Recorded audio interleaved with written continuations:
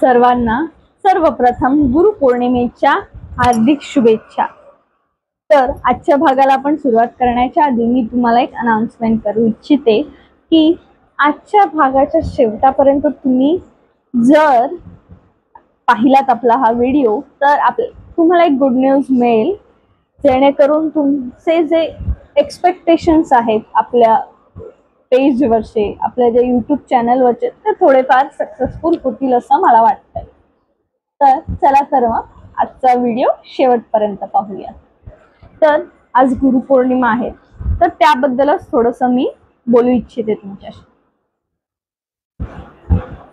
जो दिसेल तो हातात माळ घेऊन जप करतोय, कोण मंत्रोच्चार करतोय, तर कोण मंत्रोच्चार ऐकतोय।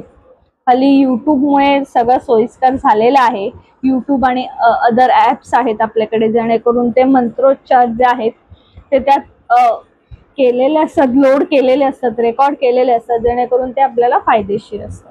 म्हणजे आपण प्रवासात कुठेही असलो तरी आपल्याला पुस्तकाची गरज लागत नाही, देवाच्या पुस्तकाची।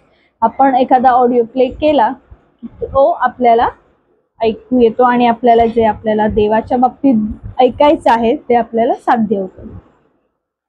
कोणी देवाचं स्तोत्र नियमितपणे म्हणतं, कोणी हातात ब्रेसलेट घालतं, ते मण्यांचं एक स्पेसिफिक मणी येतात, ते पॉझिटिव्ह एनर्जी वाले, ते मण्यांचं ब्रेसलेट घालतं। कॉर्पोरेट वाले तर हमखास हे सगळं करताना दिसतात।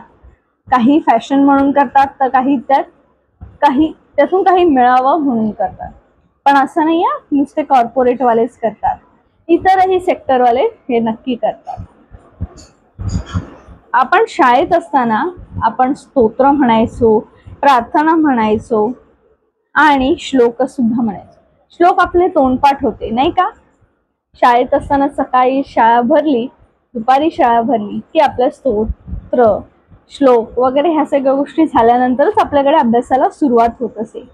तर जे काही येणारे टेन्शन्स आहेत, जे काही येणाऱ्या परीक्षांचं प्रेशर आहे, ते यामुळे थोडं कमी व्हायचं।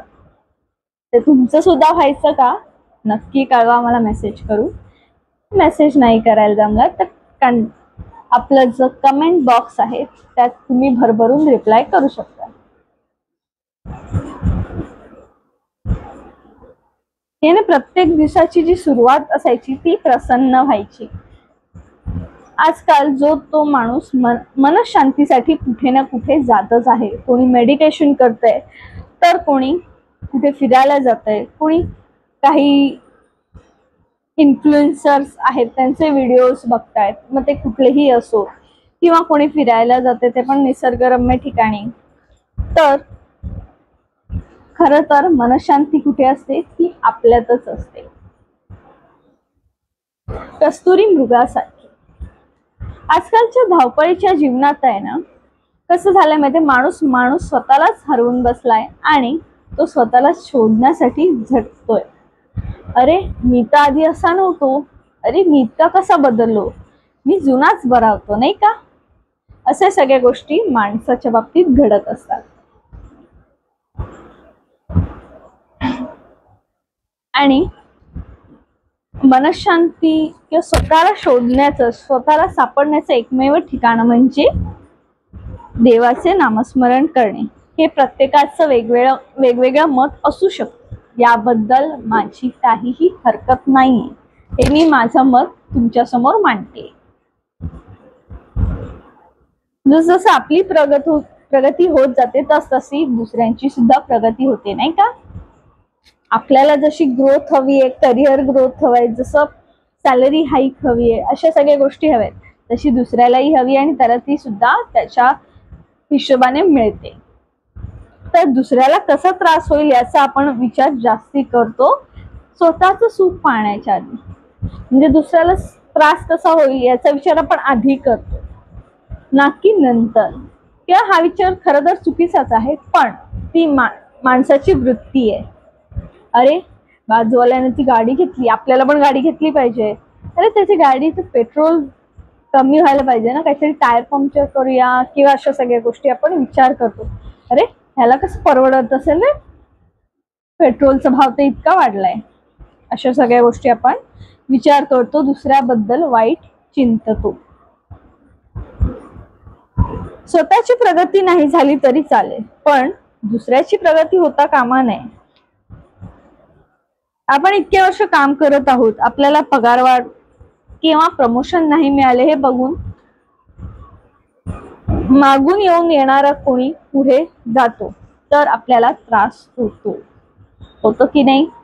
जर आपल्यापेक्षा कमी स्किल असलेला पर्सन आहे, त्याला जर जास्ती पगार मिळाला आपल्यापेक्षा, तर तुम्हाला आवडेल नाही ना? तसंच जसं की आपल्या मागून येऊन कोणी पुढे जात आहे, आपण एवढी वर्ष या कंपनीसाठी डेडिकेटेडली काम केलं, 8 वर्ष 9 वर्ष 10 वर्ष, आणि 2-4 वर्ष एक्सपिरियन्स असलेला व्यक्ती पुढे जातोय हे बघून त्रास होतो की नाही? आपल्या सिनियर पोझिशनला येतो आणि आपल्याला सांगतो हे काम कर ते काम कर.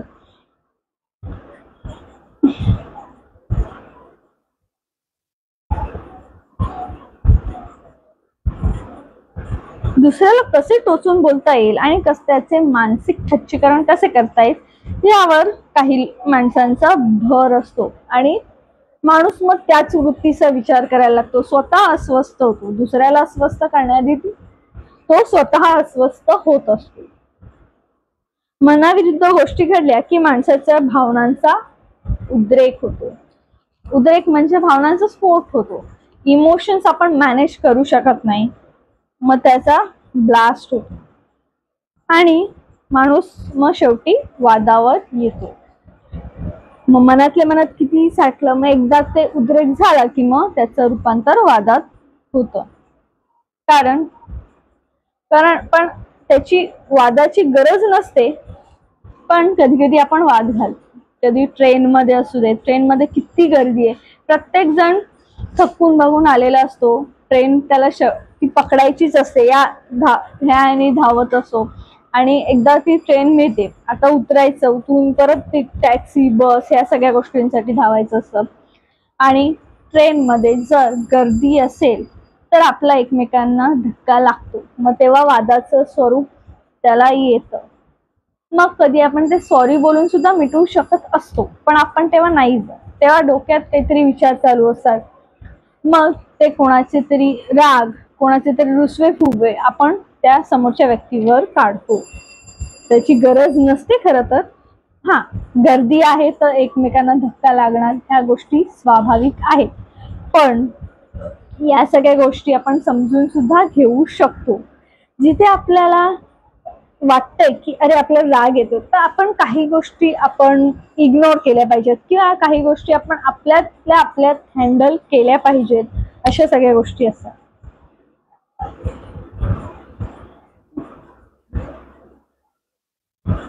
आपला गुरु कोणीही असू शकतो.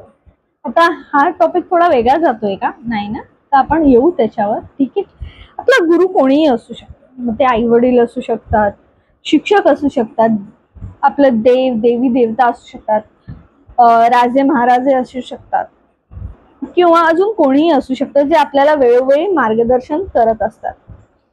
तर यासाठी आपण त्यांच्याशी बोलून संवाद करून या गोष्टींवर मार्ग काढला पाहिजे. जसं की आपल्याला काही प्रॉब्लेम्स येतात, काही गोष्टी आपल्या मनासारख्या होत नाहीयेत, तर यासाठी आपण न डगमगता आपण आपल्या गुरूंशी यावर वार्तालाप करून, संवाद करून यावर एक सोल्युशन काढलं पाहिजे. संवाद हा एकतर्फी नसतो, दोनतर्फी असतो. जास्तीत जास्त आपण एकतर्फी संवाद केलं की त्याचं समोरून रिप्लाय येतो. हे मी कोणाबद्दल बोलते तुमच्या लक्षात येत असेल. आपण गणपती मंदिरात किंवा कुठल्याही देवी देवतांच्या मंदिरात जातो, देवा मला पास कर या परीक्षेत, मी 1 नारळ देईन तुला किंवा 1 किलो पेढे देईन. किंवा आपण कुठल्याही मंदिरात जाऊन असं म्हणतो, अरे माझं प्रमोशन होऊ दे, मला हे मिळू दे, अरे आज ऑफिसमध्ये असं झालं, तो माझ्या सिनियर किंवा माझा ज्युनियर असं विचार करत होता माझ्याबद्दल. ह्या सगळ्या गोष्टी आपण देवाशी डिस्कस करतो, त्यात मी करते, तुम्ही सुद्धा करत असाल असं मला वाटतंय. तर ह्या सगळ्या गोष्टी आहेत जे आपण देवाशी डिस्कस करतो. तर तो एकतर्फी संवाद असतो का? हो, एकतर्फी संवाद असतो, पण उत्तर आपल्याला काही दिवसांनी, काही महिन्यांनी नक्की मिळतं यावरचं. त्यावर सोल्युशन आपण स्वतःच काढतो, कारण त्याची जी मॅजिकल पॉवर आहे ना ती आपल्यात येते आणि ते आपल्याकडून ती करवून घेते.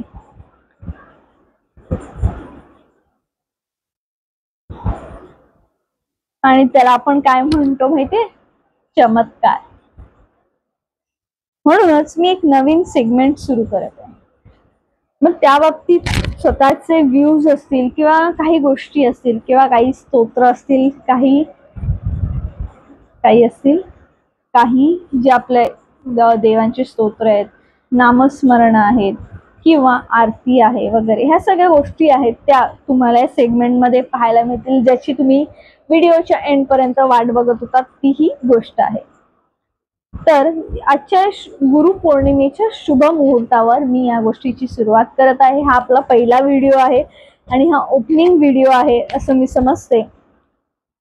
तर गुरुपौर्णिमेच्या शुभ मुहूर्तावर मी तुम्हाला सर्वांना सूचित करू इच्छिते की आपण विविध देवी देवतांचे स्तोत्र श्लोक म्हणणार आहोत आणि त्यांचे व्हिडिओ तुम्हाला वेळोवेळी आपल्या YouTube चॅनलवर उपलब्ध होतील याची मी खात्री देते. तर यामध्ये आपण स्वतः नामस्मरण वगैरे ह्या सगळ्या गोष्टी करणार आहोत, जेणेकरून आपल्याला स्पिरिच्युअलिटी, जो मानसिक ताण आहे तो दूर करून मनाची शांतता मिळेल, अशा गोष्टींवर आपला अधिक भर असेल या सेगमेंटमध्ये. मग ह्यात तुम्हाला स्तोत्र पठण, नामस्मरण वगैरे सुद्धा असेल, त्यासोबतच काही एक्सपिरियन्स शेअरिंग सुद्धा हा सेगमेंट असेल. तर ही प्लेलिस्ट तुम्हाला लवकरच माझ्या YouTube चॅनलवर ॲड करून दिली जाईल आणि तुम्ही ते नक्की ऐकाल आणि सर्वांसोबत शेअर सुद्धा कराल, जेणेकरून पॉझिटिव्हिटी आपली खूप जास्त प्रमाणात स्प्रेड होईल आणि नेहमी तुम्हाला हसत राहायचंय, पॉझिटिव्ह विचार करत राहायचंय आणि स्वतःवर विश्वास ठेवत राहायचंय. थँक्यू, धन्यवाद. पुन्हा एकदा तुम्हाला गुरुपौर्णिमेच्या हार्दिक शुभेच्छा.